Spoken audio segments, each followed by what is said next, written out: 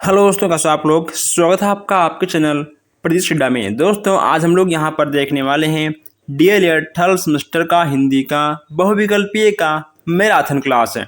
दोस्तों आप लोगों ने छोटे मोटे क्लास में बहुत सारे क्वेश्चन देखे हैं, आपने दोस्तों कहीं ना कहीं बहुत सारे क्वेश्चन सही भी किए हैं। लेकिन दोस्तों आज आपका मैराथन क्लास स्टार्ट हो चुका है। आपको लगातार हर सब्जेक्ट का यहाँ पर मैराथन क्लास मिल रहा है और आप लोग क्वेश्चंस को अच्छे से ध्यानपूर्वक देखिए और सॉल्व करिए दोस्तों, क्योंकि अब बस एक ही आखिरी संघर्ष आपका बचा है। अगर आप इस दौरान आखिरी संघर्ष करते हो दोस्तों, कहीं ना कहीं आपका अच्छे से अच्छे नंबर आपको देखने को मिल जाएंगे। दोस्तों आप लोग एक बार वीडियो को शेयर कर दीजिए। जो हमारे भाई बहन नए हैं, जो लोग अभी तक चैनल को सब्सक्राइब नहीं किए हैं, वो लोग भी सब्सक्राइब कर लें ताकि कोई भी क्लास कोई भी अपडेट आपसे मिस ना हो। अगर दोस्तों आपको किसी भी क्वेश्चन में डाउट है तो आप हमसे पूछ सकते हैं। चलते हैं, देखते हैं आज का पहला क्वेश्चन। यहाँ पे आपका पहला क्वेश्चन है कि कबीरदास हिंदी भक्ति काव्य धारा के कवि थे। दोस्तों हम यहाँ पर आपके सारे प्रश्नों के उत्तर का जवाब देते हुए आगे बढ़ेंगे और जो मुझे विकल्प ऐसा लगेगा कि हाँ आपको समझाना चाहिए, उसको हम समझाते हुए भी आगे बढ़ेंगे। हम चाहते हैं कि आप लोग यहाँ पर कम टाइम में अधिक से अधिक प्रश्नों को टेस्ट करिए। जितना आप प्रश्न देखेंगे सारे प्रश्न आपके दिमाग में घूमते रहेंगे। तो अगर आपके एग्जाम में ऐसे प्रश्न आएंगे तो आप देखते ही टिक करके आगे बढ़ जाएंगे। अगर दोस्तों बात करें आंसर की तो इसका हो जाएगा बा। बा वाला आपका बिल्कुल सही हो जाएगा। दोस्तों अगर मान लो आपको कोई भी क्वेश्चन से नया लगे तो आप उस क्वेश्चंस को अपने नोटबुक में नोट कर सकते हो। दोस्तों आपको हर सब्जेक्ट का नोट्स बनाना आवश्यक है, क्योंकि आपके एग्जाम सेंटर पर आपका नोट्स ही काम आएगा, ना कि आपको ये वीडियो काम आएगी। अगर आप अपने नोट्स को एक बार सही निगाहों से देख लोगे तो आपका पेपर और भी अच्छे से हो जाएगा। अब यहाँ पर हम देखते हैं सेकंड क्वेश्चन से। सेकंड आपका है कि सूर्यदास। दोस्तों सूरदास यहाँ पे थोड़ा सा टाइपिंग मिस्टेक है, यहाँ पर रहेगा आपका रा। ठीक है दोस्तों, यहाँ पे आपका रहेगा सूरदास की कृतियाँ कौन कौन सी हैं। सूरदास की कृतियाँ कौन कौन सी है? सुरसागर, सुर, सुरावली या फिर साहित्य रहली। दोस्तों साहित्य लहरी या फिर उपयुक्त सभी, बताइए इनमें से आपका आंसर कौन सा होगा। तो हमने आपको बताया था पहले ही, अगर आपको ऐसे क्वेश्चन मिल जाएं तो आपका सही होगा उपयुक्त सभी। देखिए दोस्तों आप एक बात ध्यान रखिए, अगर मान लो कोई भी क्वेश्चंस आपको नहीं आ रहा है, अगर आपको उसमें ऐसा कुछ मिल जाए कि आ वा बा दोनों सही, ओके दोस्तों, या फिर आपको मिल जाए सा या दा दोस्तों, यानी आपको अगर इस टाइप के क्वेश्चन मिल जाए या फिर आपको मिल जाए उपयुक्त सभी, तो ऐसे आपके जो उत्तर होते हैं वह दोस्तों 91% सही हो जाते हैं। तो आपको इस बात का ध्यान रखना है, अगर मान लो आप किसी भी प्रश्न में फंसते हैं तो आप ऐसा थोड़ा सा ट्रिक से अपने क्वेश्चंस को आप सॉल्व कर सकते हो। फिलहाल इसका तो होगा आंसर दा, यानी जो आपके सूरदास की कृतियां हैं आपका होगा सुरसागर, सुर, सुरावली और साहित्य लहरी। अब हम आगे बढ़ते हैं, यहाँ देखते हैं तीसरा क्वेश्चन। तीसरा आपका है तुलसीदास ने रामचरितमानस की रचना कहाँ की थी? काशी में, प्रयाग में या फिर अयोध्या में? अगर बात करें आंसर की तो दोस्तों आपका होगा आंसर अयोध्या में। रामचरितमानस की रचना कहाँ की थी? अयोध्या में। आपका बा वाला बिल्कुल सही हो जाएगा। चौथा आपका है तुलसीदास जी के काव्य भेद हैं। तुलसीदास जी के काव्य भेद इसमें से आपका कौन सा होगा? तो दोस्तों हमने आपसे कहा था कि अगर आपको कुछ अलग क्वेश्चन मिले तो आपका बिल्कुल सही होगा आपका दा। ओके दोस्तों, आपका दा वाला बिल्कुल सही हो जाएगा, इसमें आपका कोई भी डाउट नहीं होगा। अब यहाँ थोड़ा हम बात कर लें सन पर। बिहारी जी का जन्म कब हुआ था? बिहारी जी का जन्म कब हुआ था? 1601, 1602, 1603 या फिर आपका हुआ था 1600 में? दोस्तों क्या होगा? बिहारी जी का जन्म कब हुआ था? इसमें आपका हो जाएगा 1603, यानी आपका सा वाला बिल्कुल सही हो जाएगा। और आप यहाँ पर 5 क्वेश्चन देख चुके हैं। अब हम थोड़ा सा आगे बढ़ते हैं और हम कुछ नए क्वेश्चन पर बात करते हैं। यहाँ पे आपका है कि बिहारी जी के काव्य का प्रमुख रस है। बिहारी जी के काव्य का प्रमुख रस है। दोस्तों इसमें से आपका कौन सा होगा? आप देखते ही इसको टिक कर सकते हो। दोस्तों आप देखते ही इसको टिक कर सकते हो, लेकिन हर जगह आपका ट्रिक काम नहीं आएगा। ओके दोस्तों, हर जगह आपका ट्रिक काम नहीं आएगा। इसमें आपका क्या होगा? हास रस, श्रृंगार रस, आ और बा दोनों, या फिर इनमें से कोई नहीं। दोस्तों बिहारी जी के काव्य का प्रमुख रस इसमें से आपका कौन सा है? अगर बात करें आंसर की, इसमें आपका आंसर होगा श्रृंगार रस। क्या होगा? श्रृंगार रस, यानी आपका सेकंड वाला बिल्कुल सही हो जाएगा। ओके दोस्तों, चलिए अब हम आगे बढ़ते हैं। यहाँ देखते हैं 7वां प्रश्न। 7वां आपका है कि मैथिली स्वर्ण गुप्त की वीर रस प्रधान पुस्तक कौन सी थी? इसमें से आपका क्या होगा? पंचवटी, झंकार, भारती, या फिर उपयुक्त सभी। दोस्तों इसमें से आपका क्या होगा? इसमें आपका हो जाएगा सा वाला। सा वाला आपका बिल्कुल सही हो जाएगा। दोस्तों हमने यहाँ पर अपने मन से बहुत ही अच्छे अच्छे दोस्तों हमने क्वेश्चंस यहाँ पर ऐड किया है, ताकि आप लोग हर टाइप के क्वेश्चंस को देखते हुए, समझते हुए, पढ़ते हुए, और अगर आप नए हो तो आप चैनल को सब्सक्राइब करते हुए और वीडियो को शेयर करते हुए, लाइक करते हुए आगे बढ़ते रहिए। अब यहाँ पे हम देखते हैं 8वां क्वेश्चन से। इस बार दोस्तों आप लोग अपना पूरा जोर लगाइए पढ़ने में, ताकि आपका किसी भी सब्जेक्ट में बैक ना आए। 8वां आपका है कि जयशंकर प्रसाद की किस कीर्ति को अमूल्य धरोहर कहा गया है? दोस्तों जयशंकर प्रसाद की किस कीर्ति को अमूल्य धरोहर कहा गया है? बताइए इसमें से आपका क्या होगा? प्रेम पथिक, झरना, कामायनी, या फिर इनमें से कोई नहीं। दोस्तों आपने जयशंकर प्रसाद जी का नाम तो सुना होगा। अगर दोस्तों बात करें सबसे अमूल्य धरोहर, इनका हो जाएगा कामायनी, यानी आपका सा वाला बिल्कुल सही हो जाएगा। दोस्तों क्या होगा आपका? आपका सा वाला बिल्कुल सही हो जाएगा। अब यहाँ पर हम देखते हैं 9वां क्वेश्चन से। शब्दों का वर्गीकरण कितने प्रकार से किया जाता है? 2, 7, 4, या फिर 1? इसमें से दोस्तों आपका कौन सा होगा? अगर बात करें आंसर की, इसमें से आपका हो जाएगा 4। ओके दोस्तों, यानी आपका सा वाला बिल्कुल सही हो जाएगा।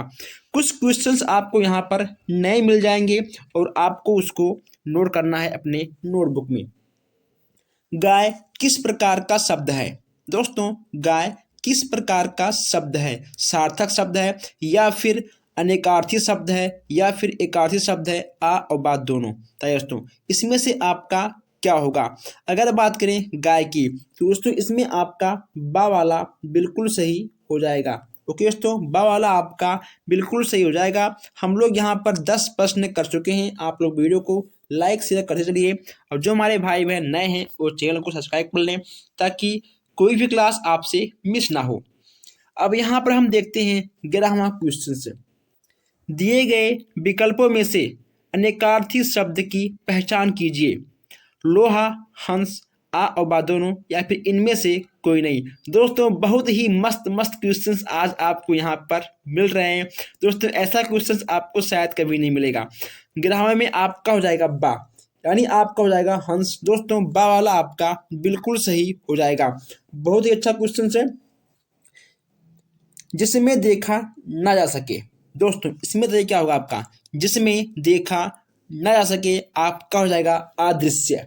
ओके दोस्तों, जिसमें देखा ना जा सके वह होगा आपका अदृश्य। और इसके साथ साथ हम आगे बढ़ते हैं, जिसका अंत ना हो। दोस्तों जिसका अंत ना हो, इसका हो जाएगा आपका अनंत। ओके दोस्तों, क्या होगा आपका? आपका हो जाएगा अनंत है।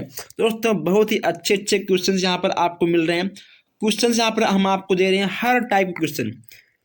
जिसमें धैर्य, दोस्तों एक मिनट, हाँ, जिसमें धैर्य ना हो। दोस्तों क्या आपके अंदर धैर्य है?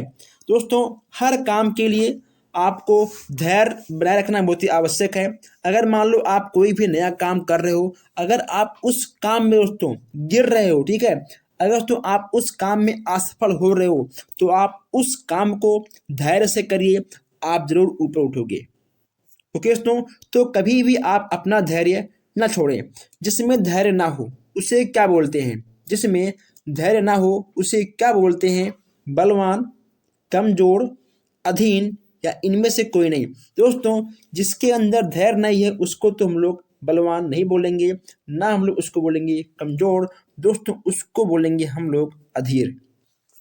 ओके दोस्तों, यहाँ पे आपका होगा, देखिए अधीर, यहाँ पे आपका होगा अधीर, आप इसको यहाँ पे लिखिए अधीर। ओके दोस्तों, यहाँ पे आप लिखिए, देखिए अधीर, ये देखिए यहाँ पे जहाँ आपका ना है वहाँ रहेगा आपका रा। जिसमें धैर्य ना हो उसको बोलते हैं अधीर। क्या बोलते हैं? अधीर।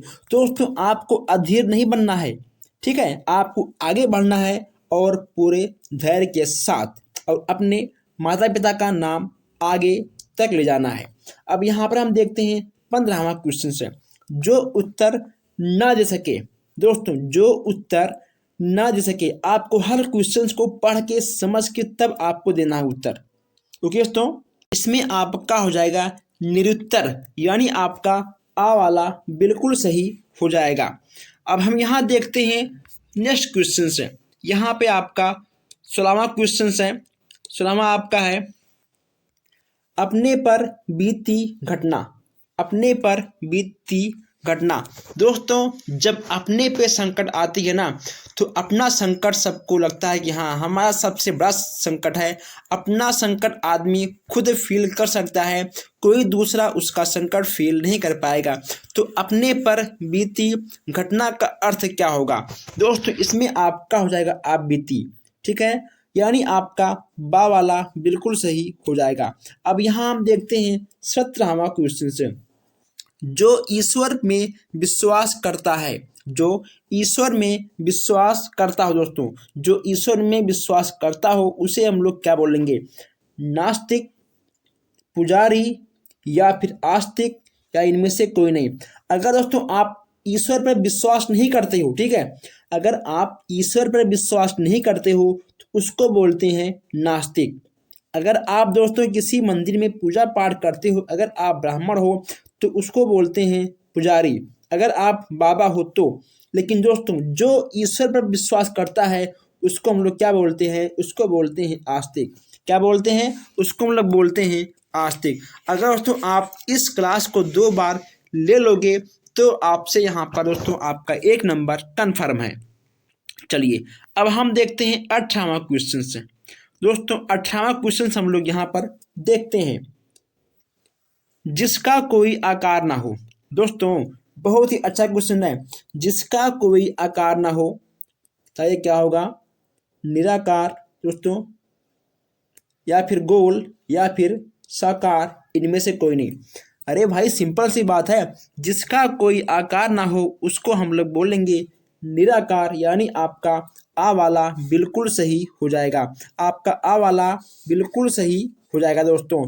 अब चलिए हम लोग देखते हैं यहाँ पर 19वां क्वेश्चन है, जहाँ अनाथ रहते हैं। जहाँ अनाथ रहते हैं दोस्तों उसे हम लोग क्या बोलेंगे?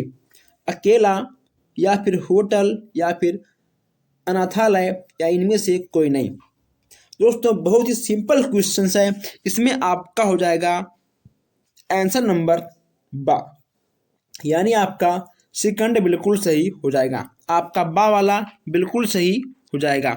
अब यहाँ पर हम देखते हैं 20वां क्वेश्चन है दोस्तों। अब यहाँ हम देखते हैं 20वां क्वेश्चन है, जो कभी ना मरे। जो कभी ना मरे दोस्तों उसे क्या बोलेंगे?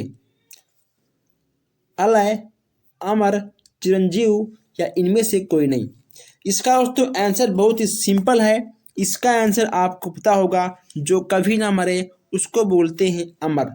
जो कभी नहीं मरेगा वह दोस्तों अमर हो जाएगा।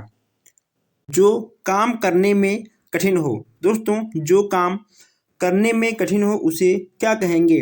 अगर बात करें आंसर की तो दोस्तों इसमें आपका क्या होगा? दुष्कर, गलत काम या फिर आ और बा दोनों या फिर इनमें से कोई नहीं। दोस्तों मैं आपको बता दूं कि जो क्वेश्चंस आपको नया लगे आपको उस क्वेश्चंस को अपने नोटबुक में नोट करते हुए आगे बढ़ना है, क्योंकि आपके एग्जाम के कुछ घंटे पहले आपका नोट्स ही आपके काम आएगा, ना कि ये वीडियो आपके काम आएगा। तो आप लोग आज इस सारे क्वेश्चंस को देखिए और आप कमेंट करिए कि आखिर आपके कितने क्वेश्चन से सही गए हैं। दोस्तों अगर बात करें आंसर की, इसमें आपका हो जाएगा आ वाला, यानी पहला आपका बिल्कुल सही हो जाएगा। अब यहाँ पर आपका विलोम शब्द आ गया है कि सोम का विलोम क्या होगा, सोम का विलोम क्या होगा। मैं आपको बता दूं कि जो क्वेश्चंस आपके आते हैं वस्तुनिष्ठ के आपके एग्जाम में मिक्स क्वेश्चन आते हैं, कहाँ से क्या पूछ ले किसी को कुछ नहीं मालूम होता। आपका मुहावरा, विलोम, ओके दोस्तों, आपका फिर दोस्तों आपका साहित्य, आपका भाषाई से, रचना से, ओके दोस्तों, तो अलग अलग क्वेश्चंस आपके पूछ ले जाएंगे। तो इसीलिए हम सारे क्वेश्चंस को मिक्स क्वेश्चंस करते हुए आगे बढ़ेंगे। तो सोम का विलोम आपका क्या होगा, मंगल, बुध, उग्र या फिर इनमें से कोई नहीं। दोस्तों इनमें से आपका कौन होगा। अगर बात करें सोम के विलोम का, इसमें आपका हो जाएगा उग्र। ठीक है, सा वाला आपका बिल्कुल सही हो जाएगा। अब यहाँ हम थोड़ा आगे बढ़ते हैं। नेक्स्ट क्वेश्चन आपका है मुहावरे से। दिए जा रहे मुहावरे का क्या अर्थ होगा, काया पलट होना। ओके दोस्तों, काया पलट होना इसका क्या होगा मुहावरा। अगर बात करें काया पलट होना तो इसमें आपको हो जाएगा अत्यधिक परिवर्तन। सा वाला इसमें भी आपका सही हो जाएगा। 23 का आपका सा वाला हो जाएगा। दोस्तों 1 से 20 तक क्वेश्चन हम लोगों ने फर्स्ट क्लास में देख लिए हैं, अब हम लोग उससे आगे देख रहे हैं। नेक्स्ट आपका है ईद का चांद होना। ईद का चांद होने का मुहावरे का अर्थ क्या होगा। ईद का चांद होना दोस्तों बताइए क्या होगा, पागल हो जाना या फिर बहुत बोलना, अत्यधिक गुस्सा होना, बहुत दिनों बाद दिखना। दोस्तों इसमें से आपका क्या होगा। अगर बात करें ईद का चांद, आप लोग कहते हो अपने दोस्तों से कि अभी तक आप कहाँ थे, आप तो ईद के चांद हो गए हो, इसका मतलब बहुत दिनों बाद दिखना। ओके दोस्तों, बहुत दिनों बाद दिखना आपका होगा ईद का चांद, क्योंकि ईद का चांद साल में एक ही बार आता है, यानी बहुत दिनों बाद दिखता है, इसीलिए उसका मुहावरा होता है बहुत दिनों बाद दिखना। अब यहाँ पे आपका नेक्स्ट क्वेश्चन है, घड़ो पानी पड़ना मुहावरे का अर्थ क्या होगा। घड़ो पानी पड़ना, बेशरम होना या फिर शर्मिंदा होना, अधिक नहा लेना, इनमें से कोई नहीं। दोस्तों अधिक नहा लेना ये तो आपका होगा नहीं। अब आपका आ या बा इन दोनों में से आपका होगा। अगर बात करें आंसर की तो इसमें आपका उसमें हो जाएगा बा वाला। बा वाला इसमें आपका बिल्कुल सही हो जाएगा। शर्मिंदा होना यानी आपका बा वाला बिल्कुल सही हो जाएगा। जो हमारे भाई बहन नए हैं जो पहली बार इस क्लास को ले रहे हैं, आप लोग चैनल को सब्सक्राइब कर लीजिए, क्योंकि आगे आने वाले जो आपको क्लास मिलने वाले हैं दोस्तों बहुत ही ज़बरदस्त क्लास आपको यहाँ पर दिए जाएंगे। आपका कोई भी सब्जेक्ट हो दोस्तों, हर विषय का यहाँ पे आपको दोस्तों लॉन्ग क्लास मिलेगा, 1 घंटे का, 2 घंटे का, 3 घंटे का। दोस्तों यहाँ तक कि आपको 6-6 घंटे का भी क्लास मिलेगा। जैसे जैसे आपका एग्जाम डेट नज़दीक आएगा दोस्तों वैसे ही क्लास आपको यहाँ पर धुआंधार लगातार दिया जाएगा। अब यहाँ हम देखते हैं 26 क्वेश्चन से। दांत पीस कर रह जाना मुहावरे का अर्थ क्या होगा। 26 है। अब यहाँ 26 की बात करते हैं। इसमें दोस्तों आपका क्या बताइए, दांत पीस कर रह जाना, इसमें आपका क्या होगा दोस्तों, क्रोध करके रह जाना। यानी अगर मान लो आपको गुस्सा आता है तो दोस्तों आप अपने गुस्से को काबू में करने के लिए आपको अपने आप को रोकना पड़ेगा, यानी दोस्तों आप दांत पीस कर रह जाएंगे लेकिन आप कुछ भी नहीं कर पाएंगे, यानी क्रोध करके रह जाना। ओके दोस्तों, यानी आ वाला आपका बिल्कुल सही हो जाएगा। अब यहाँ देखते हैं 27 क्वेश्चन से। आप भला तो, इसका क्या है दोस्तों, आप भला तो जग भला। ठीक है, यहाँ पे आपका होगा जग, आप भला तो जग भला, बीच में यहाँ पे आप लिखिए जग। आप भला तो जग भला का मुहावरे का अर्थ क्या होगा। आप भला तो जग भला के मुहावरे का अर्थ क्या होगा ये आपको बताना है। यहाँ पे आपका होगा जग, तो के पास यहाँ पे आपको जाएगा जग। ओके दोस्तों, चलिए आप भला तो जग भला का मुहावरे का अर्थ क्या होगा। इसमें आपका हो जाएगा स्वयं, स्वयं ठीक रहो, दुनिया ठीक रहेगी। जैसे कि साथ तैसा।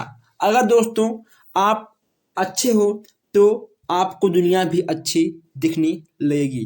तो दोस्तों आप भले तो जब भला स्वयं को ठीक करो, दुनिया खुद ब खुद ठीक हो जाएगी। इसमें से आपका बा वाला बिल्कुल सही हो जाएगा। अब यहाँ देखते हैं 28 क्वेश्चन है। साहित्य को ज्ञान की राशि का संचित कोष किसने बताया?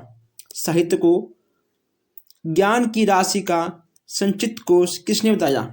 इसमें से आपका क्या होगा? बाबू गुलाब राय, या फिर श्याम सुंदर दास, या फिर रामचंद्र शुक्ल, या प्रेमचंद्र। दोस्तों इसमें आपका हो जाएगा रामचंद्र शुक्ल। आपका आ वाला बिल्कुल सही हो जाएगा। दोस्तों आपका बा वाला यानी रामचंद्र शुक्ल आपका एकदम सही होगा। आप इसको नोट कर लीजिएगा। ये आपका बहुत ही जबरदस्त क्वेश्चन है, आपका नया क्वेश्चन है, यहाँ से आपके नंबर जरूर उठेंगे। नेक्स्ट आपका है भाषाई कौशल नहीं कौन सी है? भाषाई कौशल कौन सी नहीं है बताइए। इसमें से आपका जो आपका दोस्तों गद्य है, वचन है, आपका पठन है और लेखन। इसमें से तो आपका कौन सा भाषाई कौशल नहीं है? ये तो आपका लिखा है एक गद्य। आप इसको ठीक कर लीजिएगा। इसमें से आपका आ वाला बिल्कुल सही हो जाएगा गद्य। गद्य आपका भाषाई कौशल में नहीं आएगा, लेकिन वचन, पठन, लेखन ये सब आपके भाषाई कौशल में आ जाएंगे। गद्य का अर्थ क्या होगा? दोस्तों गद्य का अर्थ क्या होगा ये आपको बताना है। गद्य का अर्थ क्या होगा? बोलना, कहना, वाक्य बनाना या फिर स्पष्ट करना। बताइए इन चारों में से आपका क्या होगा? दोस्तों गद्य पद्य में अंतर क्या होता है? गद्य किसे कहते हैं, पद्य किसे कहते हैं? ओके दोस्तों आपको इन सब चीज़ों को अच्छे से जानकर समझते हुए आगे बढ़ना है। और अगर बात करें इसके उत्तर की, इसमें आपका होगा बा वाला यानी आपका कहना। गद्य का अर्थ है कहना। ओके दोस्तों चलिए अब थोड़ा सा हम आगे बढ़ते हैं, देखते हैं 31 क्वेश्चन। नेक्स्ट यहाँ पे आपका है भाषा की दृष्टि से पाठ पुस्तकों को होना चाहिए। दोस्तों भाषा की दृष्टि से पाठ पुस्तकों को होना चाहिए। बताइए आप लोग पाठ पुस्तकों को क्या होना चाहिए? इसमें से आपका क्या होगा? अगर दोस्तों बात करें उत्तर की, इसमें आपका होगा शुद्ध। ओके दोस्तों पठनीय, तार्किक ये सब दोस्तों आपका नहीं होगा, आपका हो जाएगा शुद्ध। अगर दोस्तों भाषा शुद्ध नहीं होगा, अगर वो आपका तर्क होगा, पठनीय होगा, तो अगर आपका भाषा ही गलत है तो दोस्तों आपका सब कुछ गलत है। इसलिए सबसे पहला क्या होगा पाठ पुस्तकों में कि जो आपका भाषा है, आपका दोस्तों भाषा सबसे शुद्ध होना चाहिए, यानी आपका आ वाला बिल्कुल सही हो जाएगा। गद्य का प्रयोग किया जाता है। दोस्तों हमने आपसे कहा ना गद्य से आपके एक ना एक क्वेश्चन जरूर मिलेंगे। आगे आने वाले क्लास में गद्य पद्य पर दोस्तों हम बहुत ही अच्छे से बात करने वाले हैं। आपको हम पूरा अंतर बताएंगे, दिखाएंगे, समझाएंगे कि आखिर आपका गद्य पद्य दोस्तों क्या होता है, इसका प्रयोग सबसे अधिक कहाँ होता है। ठीक है चलिए गद्य का प्रयोग किया जाता है, इसमें से आपका क्या होगा? अगर बात करें प्रयोग की तो वैदिक व्यवहार में, ओके दोस्तों बोलचाल में, परस्पर विचार विमर्श में। आपका दोस्तों इन तीनों में होता है या फिर नहीं होता है? बताइए दोस्तों गद्य का प्रयोग कहाँ होता है? गद्य का प्रयोग आपका इनमें से कोई नहीं। ठीक आपका दा वाला बिल्कुल सही हो जाएगा। गद्य का प्रयोग वैदिक व्यवहार में नहीं होता है। ठीक है दोस्तों आपका बोल चाल में भी नहीं होता है, आपका परस्पर विचार विमर्श में भी नहीं होता है। गद्य का दोस्तों आपका नहीं होता है, आपका पद्य का होता है। ठीक है आपका पद्य का होता है वैदिक व्यवहार में, विचार विमर्श में, बोलचाल में। आपका गद्य का दोस्तों ना होकर आपका पद्य का होता है। नेक्स्ट यहाँ पे आपका है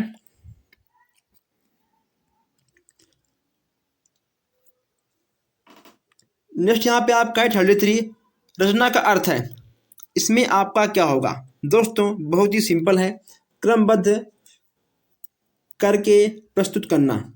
ठीक है चलिए दोस्तों भाषा के रूप हैं राजभाषा, अंतर्राष्ट्रीय भाषा या फिर मृत भाषा या फिर इनमें से कोई नहीं। ओके दोस्तों, राज्य, अंतर्राष्ट्रीय या फिर मातृभाषा या फिर इनमें से कोई नहीं। भाषा के रूप हैं, इसमें दोस्तों आपको जाएगा इनमें से सभी। जो भाषा के रूप हैं, देखिए दोस्तों, भाषा आपका राजभाषा भी होता है, ठीक है, राज्य भाषा, मातृभाषा, आपका अंतर्राष्ट्रीय भाषा, ये आपके तीनों रूप के भाषाएं होती हैं। अब आप बताइए आपका अंतर्राष्ट्रीय भाषा कौन सा है, ठीक है, आप मुझे बताएंगे कमेंट में। आपका राज्य भाषा कौन सा है, ठीक है, आपका मातृभाषा कौन सा है। ये तीनों, इन तीनों का आपको उत्तर कमेंट बॉक्स में देना है। अगर आपको पता है तो, अगर आपको नहीं मालूम है तो आप कमेंट करिए, आपको हम बताएंगे। अब यहाँ पे आपका है 35 क्वेश्चन से। भाषा का मुख्य कौशल है पढ़ना, लिखना, बोलना या सभी। दोस्तों, भाषा का मुख्य कौशल कौन सा है आपको तो मालूम होगा, आपने एक बार नहीं आपने 10 बार पढ़ा होगा। इसमें से आपको हो जाएगा सभी, पढ़ना, लिखना, बोलना। ओके दोस्तों, आपका सभी हो जाएगा। ये तीनों आपके भाषा के मुख्य कौशल हैं। जो हमारे भाई बहन नए हैं वो चैनल को सब्सक्राइब कर लें, और जो सब्सक्राइब कर रखे हैं वो लोग जरूर वीडियो को शेयर करें, ताकि इस बार किसी भी भाई बहन का किसी भी विषय में बैक ना आए। यहाँ पे आपका है 36 क्वेश्चन है। भाषा का मूल, दोस्तों भाषा का मूल घटक है, बताइए भाषा का मूल घटक आपका कौन सा होगा। यहाँ पे आपसे हर टाइप के क्वेश्चंस आ जाएंगे, भाषा विज्ञान, व्याकरण, भाषा कौशल या फिर ये सभी। तो अगर बात करें भाषा के मूल घटक के, तो आपका भाषा विज्ञान भी आएगा, भाषा कौशल भी आएगा, आपका आएगा व्याकरण भी, यानी आपका हो जाएगा ये सभी। आपका दा वाला बिल्कुल सही हो जाएगा। नेक्स्ट यहाँ पे आपका है भाषा कौशल का रूप है, भाषा कौशल का रूप है। अब यहाँ पे आपको बताना है कि भाषा कौशल के रूप। देखिए मेरे दोस्तों, भाषा से भी क्वेश्चन आएंगे, हमने इसीलिए यहाँ पर लगातार, देखिए दोस्तों, हम यहाँ पर लगातार आपके भाषा से जितने भी क्वेश्चंस आपके एग्जाम में बनते हैं, हमने हर क्वेश्चंस को यहाँ पर ऐड किया है। देखिए दोस्तों, यहाँ पर भी आपको पूरा ऊपर से लेकर पूरा आपको यहाँ तक दोस्तों दिख जाएंगे 10 क्वेश्चन है, ठीक है, भाषा से। यहाँ से क्वेश्चंस आपके बनते ही हैं। भाषा के जितने भी क्वेश्चंस हमने यहाँ पर आज करवाए हैं, आप हर क्वेश्चंस को नोट कर लीजिएगा, क्योंकि यहाँ से क्वेश्चंस कन्फर्म आएंगे। अब यहाँ देखते हैं कि भाषा कौशल के रूप की बात हम लोग यहाँ पर कर रहे थे। भाषा कौशल के रूप की बात, इसमें आपको जाएगा लिखना, पढ़ना, बोलना, सुनना। ओके दोस्तों, लिखना, पढ़ना, बोलना, सुनना, यानी आ और बा दोनों आपका दोनों ही सही हो जाएगा। आ और बा दोस्तों दोनों आपका LSRW, ठीक है दोस्तों, LSRW, ठीक है। लिखना, पढ़ना, बोलना, सुनना, आपका आ और बा दोनों बिल्कुल ही सही हो जाएगा। अब यहाँ हम बात करते हैं भाषा के मुख्य तत्व। जब कौशल की बात करेंगे दोस्तों, आपका तत्व की भी तो बात होगी, उसके साथ यहाँ पे आपका ज्ञान की भी बात की जाएगी भाषा की। चलिए अभी हम देखते हैं भाषा के मुख्य तत्व आपके कौन कौन से हैं। अगर बात करें मुख्य तत्व की, दोस्तों भाषा में हम लोग क्या क्या प्रयोग करते हैं। आप भाषा में आप सभी लोग संकेत का प्रयोग करते हैं, ध्वनि का प्रयोग करते हैं, और चिन्ह का भी हम लोग प्रयोग करते हैं। भाषा में हम लोग संकेत, ध्वनि, चिन्ह, इन तीनों का प्रयोग करते हैं, यानी आपका हो जाएगा ये सभी। ओके दोस्तों, सभी आपके हो जाएंगे भाषा के तत्व। जब हम लोग यहाँ पर तत्व की बात कर चुके हैं, तो अब दोस्तों हम लोग यहाँ पर ज्ञान की भी बात कर लेंगे। ओके दोस्तों, यहाँ पर हम लोग ज्ञान की भी बात कर लेंगे। चलिए, भाषा का ज्ञान है। भाषा का ज्ञान दोस्तों क्या है। भाषा एक प्रकार का होता है आपका अर्जित ज्ञान, यानी तो आपका आ वाला बिल्कुल सही हो जाएगा, इसमें आपका कोई भी डाउट नहीं होना चाहिए। अब यहाँ देखते हैं आज का नेक्स्ट क्वेश्चन से, भाषा का मुख्य तत्व है। भाषा का दोस्तों मुख्य तत्व क्या होता है। भाव एवं विचार। जब दोस्तों अगर मान लो हमें अपने भावों को किसी दूसरे इंसान को, किसी दूसरे व्यक्ति को बताना है, उसके सामने रखना है, वह दोस्तों आपका भाषा के अंतर्गत आएगा। अगर आप अपने अंदर छिपे अभिव्यक्ति को अपने दोस्तों के सामने रखते हो, अपने भाव को, अपने विचार को अपने दोस्तों के सामने, अपने तो घर में अगर आप रखते हो, क्या आपका भाषा के अंतर्गत आएगा, यानी आपका आ और बा दोनों सही हो जाएगा। ओके दोस्तों, इसमें आपका सा वाला बिल्कुल सही हो जाएगा। भाषा एवं विचार में अभिव्यक्ति का प्रभाव प्रयुक्त होता है, सुनने में, पढ़ने में, बोलने में या सभी। अगर बात करें आंसर की, तो दोस्तों जब हम लोग अपने भाषा एवं विचार के अभिव्यक्ति को रखते हैं, तो दोस्तों कहीं ना कहीं वह आपका सुनने में, पढ़ने में, बोलने में या सभी में से होगा आपका बोलने में। ओके दोस्तों, सुनने में हम अपने अभिव्यक्ति को दूसरे के सामने नहीं रख सकते हैं, पढ़ने पर भी नहीं, लेकिन दोस्तों आपको बोलने पर, ठीक है, आप जब बोलोगे आप दूसरों से बोलकर ही अपने अभिव्यक्ति को आप दूसरों के सामने रख सकते हो। इसमें आपका हो जाएगा सवाल आपका बिल्कुल सही हो जाएगा। अब यहाँ पे आपका सबसे अच्छा क्वेश्चन है कि मूल्यांकन के कितने पक्ष होते हैं। मूल्यांकन के कितने पक्ष होते हैं? अगर बात करें पक्ष की, तो इसमें से आपका हो जाएगा 3। ओके दोस्तों, आपका मूल्यांकन के 3 पक्ष होते हैं। आपके मूल्यांकन के 3 पक्ष कौन कौन से होते हैं, आप लोग मुझे कमेंट बॉक्स में बताओगे। अगर आपको नहीं पता है तो आप कमेंट करिए, हम आपको कमेंट में ज़रूर बताएंगे। मूल्यांकन के कितने पक्ष होते हैं? मूल्यांकन के आपके 3 पक्ष होते हैं। अब यहाँ हम देखते हैं 43 क्वेश्चन है। कौन सा क्वेश्चन है? अब यहाँ देखते हैं हम लोग 43 क्वेश्चन है।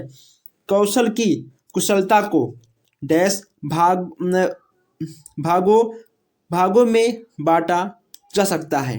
ओके दोस्तों, कौशल की कुशलता को कितने भागों में बांटा जा सकता है? 2, 4, 3 या फिर 6। कौशल के कुशलता को हम लोग 4 भागों में बांट सकते हैं। कितने भागों में? हम लोग इसको 4 भागों में बांट सकते हैं। अब दोस्तों यहाँ पर हम बहुत तेज़ी के साथ सारे क्वेश्चंस को हम खत्म करेंगे, ताकि आप लोग कम टाइम में अधिक से अधिक क्वेश्चंस को टेस्ट कर पाओ। मूल्यांकन का अर्थ है, मूल्यांकन का अर्थ दोस्तों क्या है? बुद्धि का मापन, स्वास्थ्य की जांच, छात्र के शैक्षिक लक्षणों की प्राप्ति की जांच। तो क्या होगा? या फिर ये सभी। मूल्यांकन का अर्थ आपको बताना है। इसमें दोस्तों बुद्धि के मापन से कोई मतलब नहीं है, स्वास्थ्य से मतलब है ही नहीं है दोस्तों, आपका ये सभी भी नहीं होगा। इसमें आपका हो जाएगा बा। ओके दोस्तों, आपका बा वाला बिल्कुल सही हो जाएगा। मूल्यांकन का अर्थ का आपका दूसरा बिल्कुल सही हो जाएगा। दोस्तों बार बार आने वाले क्वेश्चंस हम यहाँ पर आपको दिखा रहे हैं, देखिए। मूल्यांकन एक निरंतर चलने वाली प्रक्रिया है या कथन है। दोस्तों मूल्यांकन निरंतर चलने वाली प्रक्रिया है या कथन किसका है, आपको बताना है। एनसीईआरटी की।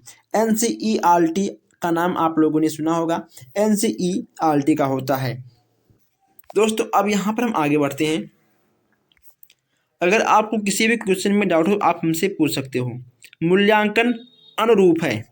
मूल्यांकन अनुरूप है दोस्तों उद्देश्य, प्रविधि, विधि या फिर सिद्धांत को।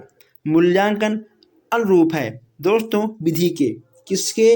विधि के अनुरूप है। मूल्यांकन विधि के अनुरूप है, ठीक है। चलिए नेक्स्ट आपका है मूल्यांकन का क्रियात्मक पक्ष है। मूल्यांकन का क्रियात्मक पक्ष दोस्तों क्या है? अब यहाँ पर हम क्रियात्मक पक्ष की बात करते हैं। इसमें आपका दोस्तों हो जाएगा द वाला, स्वाभाविकरण करना। द वाला इसमें आपका बिल्कुल सही हो जाएगा। प्रतिक्रिया करना, ओके दोस्तों, ये सब आपका नहीं होगा, ठीक। घटना इसलिए दोस्तों आपका नहीं होगा, आपका द वाला बिल्कुल सही हो जाएगा। अब यहाँ देखते हैं 48 क्वेश्चन से। मनुष्य के भावों की अभिव्यक्ति होती है। मनुष्य के भावों की अभिव्यक्ति होती है, इसमें से आपका क्या होगा? दोस्तों जो क्वेश्चंस आपको नए लगे, आप उस क्वेश्चंस को नोट करते हुए आगे जरूर बढ़िएगा। अगर कोई भी डाउट है आप हमसे पूछ सकते हो। मनुष्य के भावों की अभिव्यक्ति होती है, किसमें आपका होगा? यहाँ पर हम देखते हैं 48 क्वेश्चन है दोस्तों, इसमें आपका हो जाएगा उपयुक्त सभी, ठीक है। आपका आ बा सा, आपका तीनों आपका सही होगा। यानी दोस्तों आपका संकेत वाणी उसके बाद आपका भाव भीमाऊ द्वारा, यानी आपका दा वाला बिल्कुल सही हो जाएगा। नेक्स्ट यहाँ पे आपका है रचना का अर्थ। दोस्तों रचना का अर्थ इसमें से आपका क्या होगा, जैसा कि हमने आपको बताया भी था कि दोस्तों अगर मान लो आपको क्वेश्चंस के आंसर नहीं मालूम है, अगर आपको कहीं पर भी उपयुक्त सभी दिख रहे हैं तो आपको उपयुक्त सभी भी मारना है दोस्तों, यानी आपका इसमें से दा वाला बिल्कुल सही हो जाएगा, इसमें कोई डाउट नहीं है। मौखिक अभिव्यक्ति में नहीं आता, मौखिक अभिव्यक्ति में नहीं आता दोस्तों, क्या नहीं आता, वार्तालाप, भाषण या फिर पत्र लेखन या फिर कविता लेखन, तो लेखन बताइए इन चारों में आपका कौन सा नहीं आता। अगर बात करें मौखिक अभिव्यक्ति में नहीं आता तो दोस्तों मौखिक में जब हम भाषण देते हैं या दोस्तों सुनते हैं यह आपका मौखिक में आएगा, ठीक है।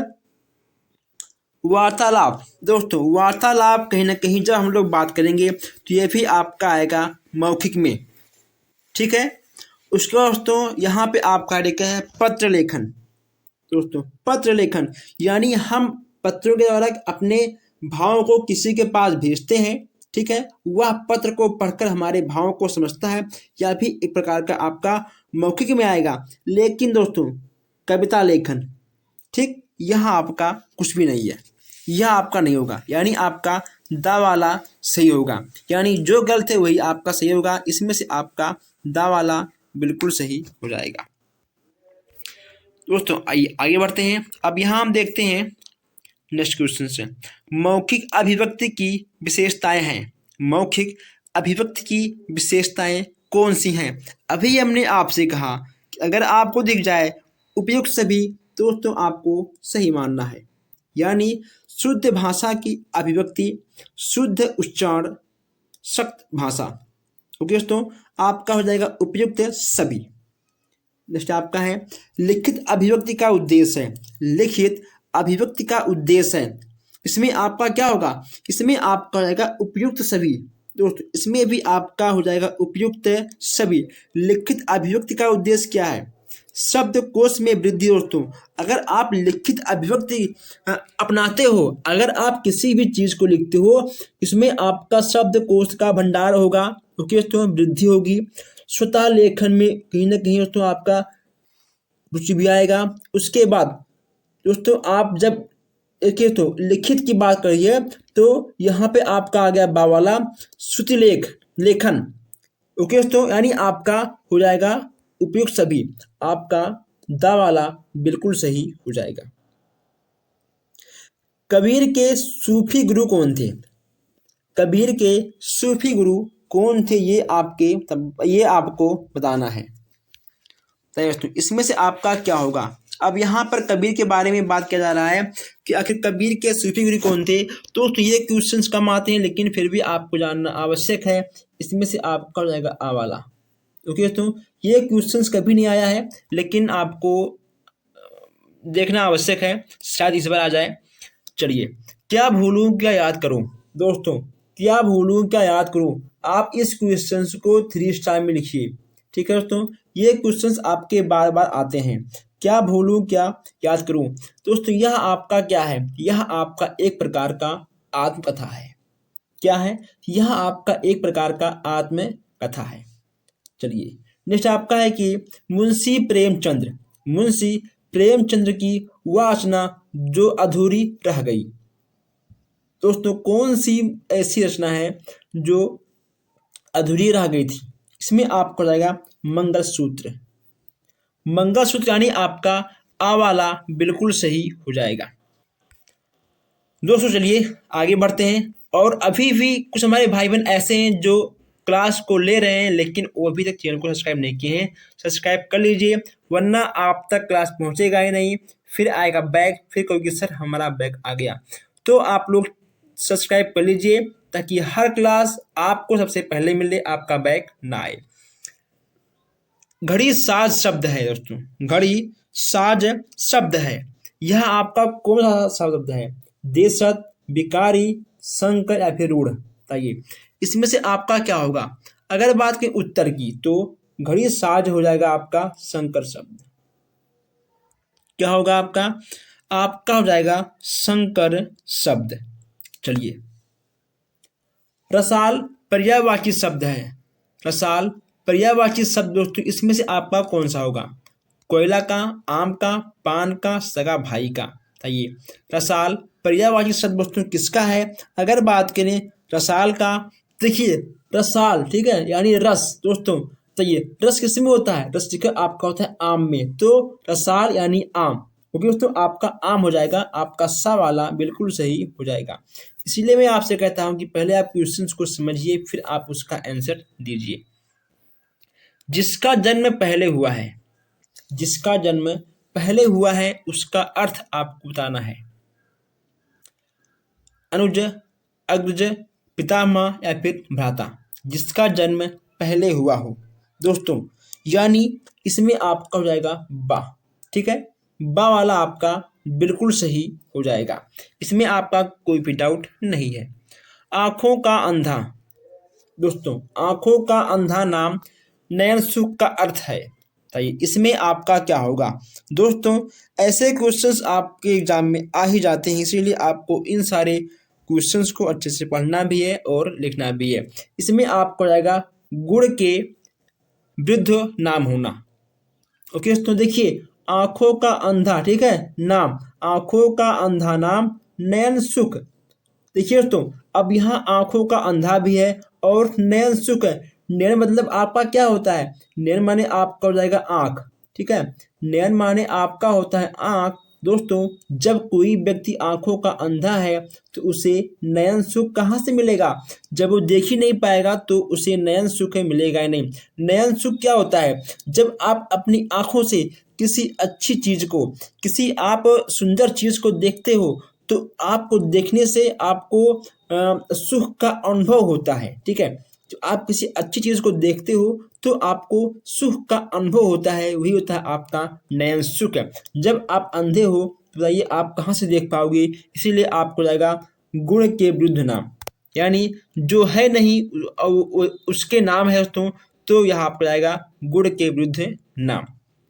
आपका दा वाला बिल्कुल सही हो जाएगा। चलिए, अब यहाँ देखते हैं हम लोग 60वां क्वेश्चन से। दोस्तों, यहाँ देखते हैं हम लोग 60वां क्वेश्चन।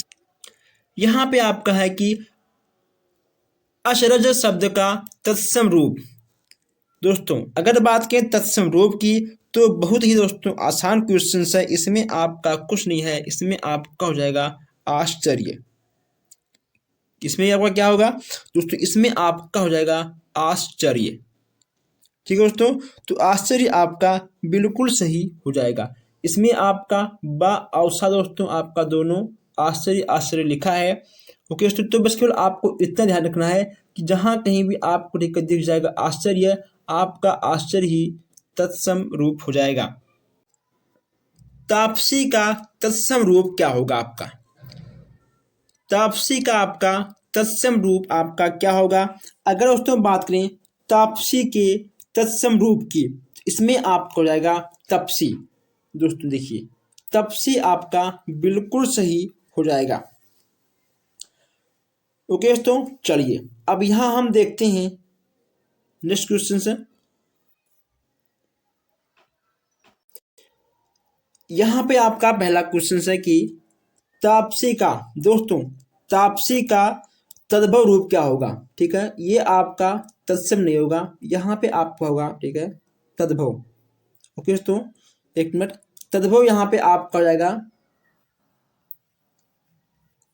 ठीक है दोस्तों, तापसी का तद्भव रूप क्या होगा? देखिए, अब आपका ये तत्सम और तद्भव क्या होता है, पहले आप ये जान लीजिए। जो आपका तत्सम रूप होता है वह आपका हिंदी रूप होता है, लेकिन जो आपका तत्सम रूप होता है दोस्तों, तत्सम आपका होता है संस्कृत का रूप। ओके दोस्तों, तत्सम आपका होता है, ठीक है, तत्सम आपका होगा संस्कृत का शब्द और तद्भव आपका होगा हिंदी शब्द। अब देखिए दोस्तों, तत्सम शब्द छांटने के लिए एक बहुत ही अच्छा ट्रिक है। जहां पे आपको तत्सम शब्द मिलेंगे, ठीक है, वहां पे आपको उस शब्द में आपको आधा अक्षर जरूर देखने को मिलेगा। इसीलिए दोस्तों, अगर बात करें तद्भव रूप की, इसमें आपका हो जाएगा तपसी। ठीक है दोस्तों, आखिर इसमें आपका बा वाला बिल्कुल सही हो जाएगा। चलिए अब यहाँ पे नेक्स्ट आपका है कि सूरदास की रचना है। सूरदास की रचना दोस्तों इसमें से आपका कौन सा है? साहित्य, लहरी, दोहावली या प्रेम, वाटिका या फिर झरना? बताइए इन चारों में से आपका कौन सा होगा? अगर बात करें सूरदास की रचना की तो इसमें आपका हो जाएगा साहित्य लहरी। क्या होगा? इसमें आपका हो जाएगा साहित्य लहरी। अब यहाँ पे आपका नेक्स्ट है कि प्राथमिक स्तर पर बच्चों में भाषा का विकास किया जाना चाहिए। वर्णमाला के द्वारा, वार्तालाप के द्वारा दोस्तों, या फिर लेखन या फिर सुलेख के द्वारा? बताइए प्राथमिक स्तर में अगर मान लो आप टीचर हो दोस्तों, आप ठीक है एक टीचर बन चुके हो, ठीक है, अब आपको प्राथमिक स्तर के बच्चों में भाषा का विकास करना है, तो बताइए आप क्या करेंगे? सबसे पहले आप क्या करेंगे? कोई भी चीज़ आप सबसे पहले अपने ऊपर फॉलो करिए, फिर आप इसका दीजिए आंसर। बताइए आप क्या करोगे? आप ऐसे कंडीशन में दोस्तों आपको क्या करना होगा?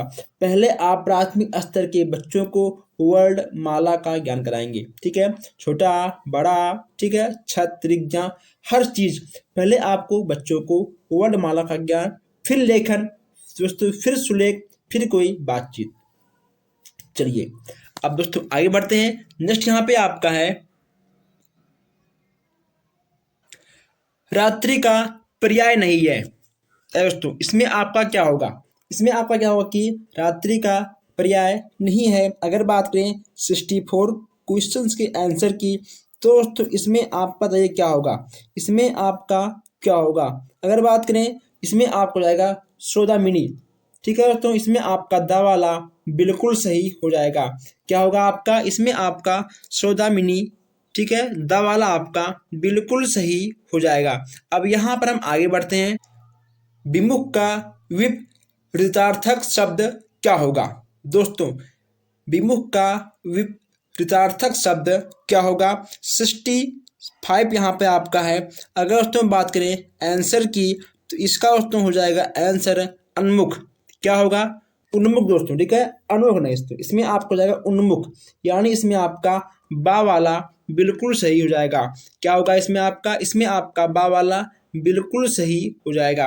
अब हम यहाँ पर आगे बढ़ते हैं दोस्तों, चलिए आगे बढ़ते हैं। और जो हमारे भाई बहन अभी तक चैनल को सब्सक्राइब नहीं किए हैं वो सब्सक्राइब कर लें, नहीं तो आप लोग बाद में बहुत पछताओगे।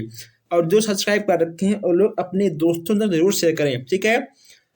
अपना भला उसके पीछे सबका भला, ठीक है। चलिए ये अच्छा रहेगा, पहले अपना भला, ठीक, फिर सबका भला। तो अब आपका यहाँ पर तो भला हो रहा है, इसीलिए आप लोग इसके लिंक को शेयर करिए ताकि सबका भला हो सके।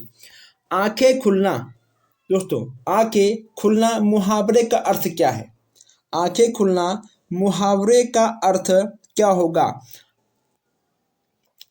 आंख से दिखना, जल्दी उठना, होश में आना दोस्तों, सही जागना चाहिए। इसमें आपका क्या होगा? आंखें खुलना। अगर मान लो आप किसी दोस्तों पर किसी पे विश्वास करते हो, अगर उसने आपको धोखा दिया तो क्या होगा दोस्तों? आपकी आंखें खुल जाएंगी, ठीक है, आपकी आंखें खुल जाएंगी, यानी आप होश में आ जाओगे। जब तक कोई व्यक्ति किसी को धोखा नहीं देता है तब तक वह होश में नहीं आता है, ठीक है। तो आपका सा वाला बिल्कुल सही हो जाएगा। नेक्स्ट आपका है अत्यधिक शब्द में प्रयुक्त उपसर्ग है। अब यहाँ पे आपको बताना है उपसर्ग। दोस्तों उपसर्ग हमेशा आपका आगे लगता है, ठीक है, उपसर्ग हमेशा आपके शब्दों का आगे लगता है, तभी एक नया शब्द बनकर आपके सामने आ जाता है। तो यहाँ हम बात करते हैं उपसर्ग की। इसमें आपका दोस्तों क्या होगा?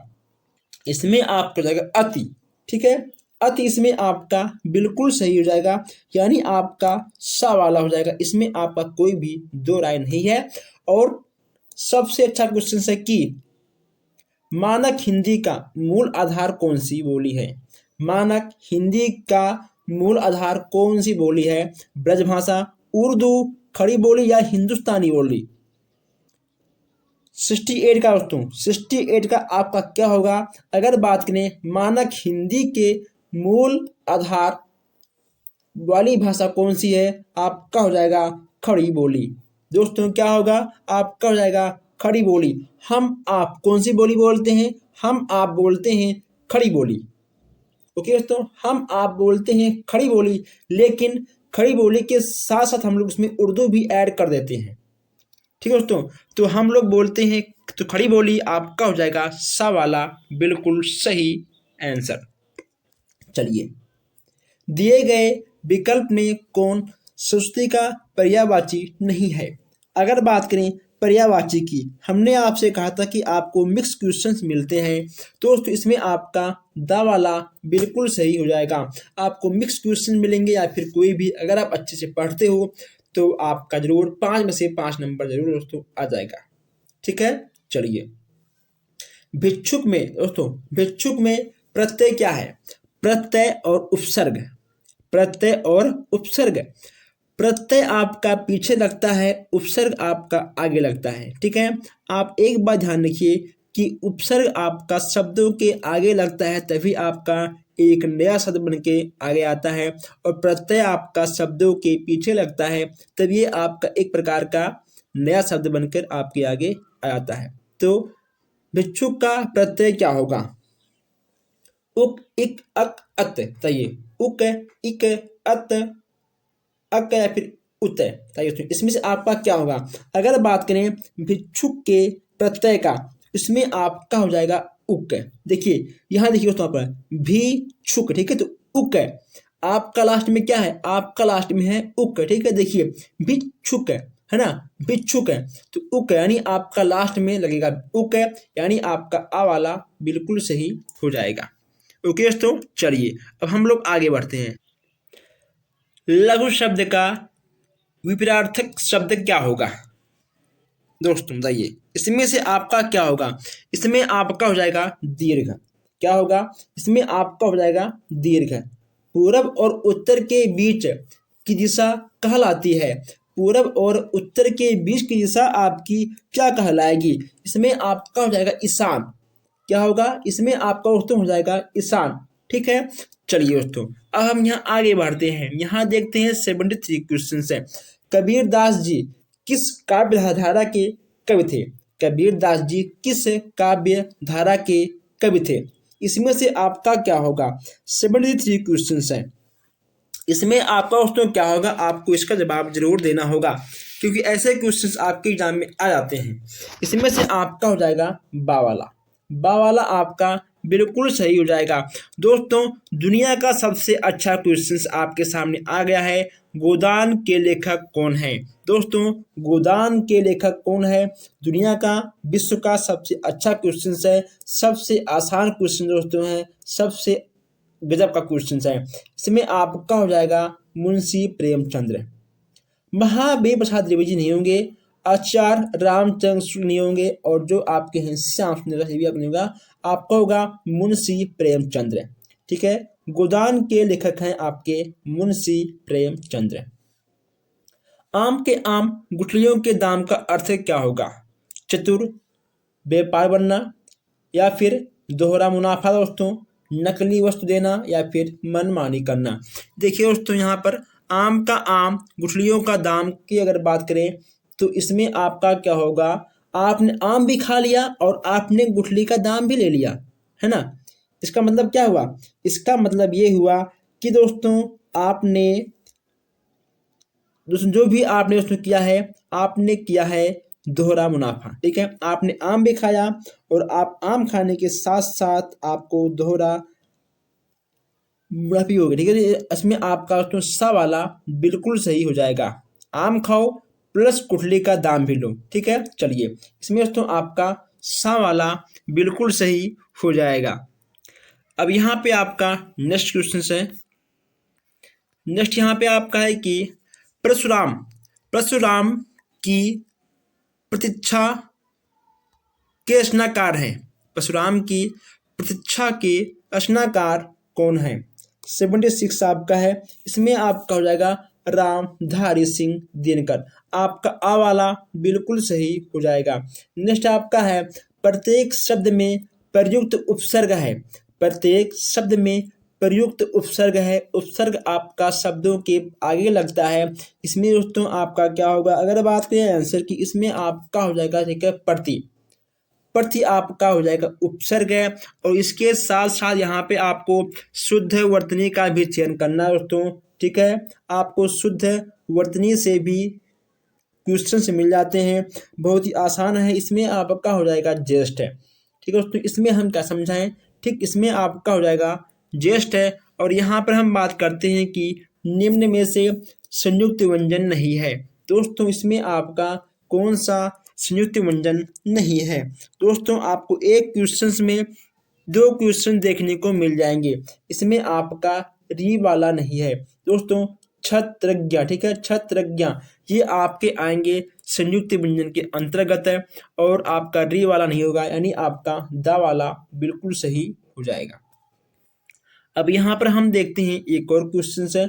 संस्कृत के वे शब्द जो हिंदी में ज्यों का त्यों प्रयुक्त होते हैं वो कहे जाते हैं।